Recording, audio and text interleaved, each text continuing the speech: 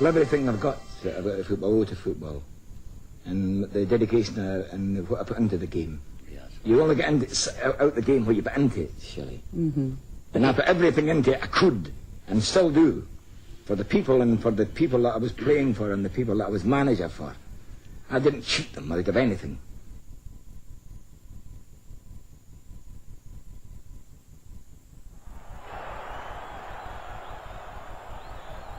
That my idea was that to build Liverpool into a bastion of invincibility, you know, like Napoleon had that idea. He would conquer the bloody world, you know.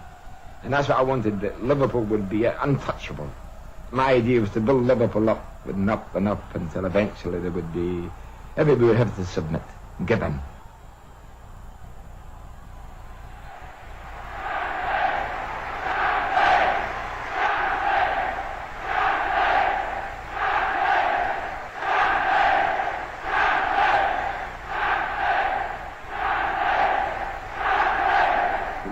And our bread and butter is this. And that's what we want to win all the time. And this is the one that we want. The triumph every footballer dreams of. That was Ronnie Weeks picking up the cup for the first time ever that Liverpool had won after 73 years. 73 years. And that's the hardest cup in the world to win. It's a one-off job. Never mind the European Cup. That's virtually new. Winning the FA Cup's the hardest cup.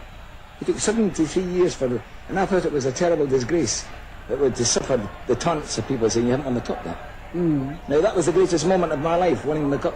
Not for me, but for the people in Liverpool. And now the cup was theirs to take home and make the Mersey beat as it's never done before. I think that the team in the mid-60s is its best. We had 12 players. Jeff Strong was the 12th one who was in and out. I think they were the best team that's been in this country since the war. I don't think so. I'm certain of it. Not because it was Liverpool, but they were unbeatable. They're that kind of people. They're arrogant. They're cocky. They're proud. Everything, and that's what I wanted the team to be. When you walk through a storm, hold your head up high. Out there in the terraces they had people who wanted football and who would die to see them playing and not to cheat them. That frightens some players. I said, I don't want you to cheat. This is because if you do, I'll put you in front of the crowd. Since I come here to Liverpool and to Anfield, I've drummed it into our players time and again that they are privileged to play for you.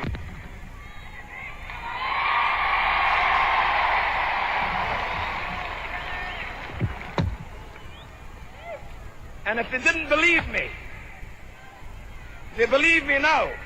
I said, I don't know if you know the score. I said, but Liverpool's never lost a game at Anfield in their life. I said, it's a terrible place to play. I said even there's an invisible man, I said, in the goal mouth heading balls out. I said, you can't even see them. I mean, but that in Anfield is at the back of the Kop end. It's not a funny joke. There's a casket of a man, ashes. It's in the net, Anfield. And I think that people are overawed when they come to Anfield. You know, the saying, this is Anfield. And I said to Malcolm McDonald, said to Joe Harvey, he said, we've come to the right ground, Joe. I said, listen, son, you'll soon find out. And that day we beat them 5-0. And candidly, my own opinion was that they were scared to death. Ian Callaghan. Callaghan, a real player. A man, he's been there since I went to Liverpool, and I've never had to say anything to him at all. Do this, do that. You don't do this, you don't do that. I never had to say a wrong word to the boy. All I've had to do was to simmer him down in training and stop him from killing himself during the week. And shoo him out, to curb him. But to say anything to him, you didn't do this, or you did that wrong. A model player, a model man. A fantastic man to have in your boots.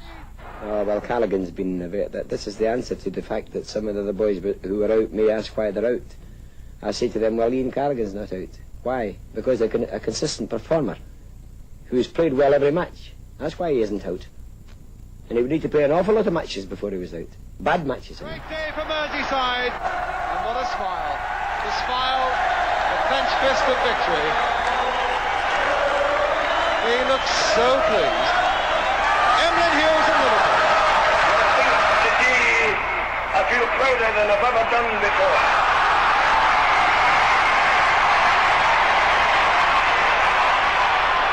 We're pleased for you. Because it's you we play for. And it's you who pay our wages. Never has a sporting figure become such a father figure to his public. He could have had anything he wanted in Liverpool, and yet Bill Shankly had had enough. It is with great regret that I, as chairman of Liverpool Football Club, have to inform you that Mr. Shankly has intimated that he wishes to retire from active participation in league football. And the board has, with extreme reluctance, accepted his decision. I would like at this stage to place on record the board's great appreciation of Mr. Shankly's magnificent achievements over the period of his managership. Meanwhile, Mr. Shankly has agreed to give every assistance to the club for as long as necessary. I'm jealous when you get the coffee. And they put the lid down, your name's on the top. I hope it's a long time before they start thinking about It's the that. stupidest word I've ever heard in all my life. There you are. Nobody can retire. I mean, what's happened in Russia? Chow's died. 78. The man who took his place is 71. And the Chinese only start when they're 70. And the people, when they get a certain age here, oh, they should retire. What a word. Eh? Oh. Stricken from the record, retirement. Objective. Haven't retired, no. Retired from Anfield, yeah. From football and from life, no. On the 29th of September 1981, he finally retired from life. They think I was the best manager in the game and I should have won more. Yeah. Well, why didn't you do go anything. on? I didn't do anything with devious ways.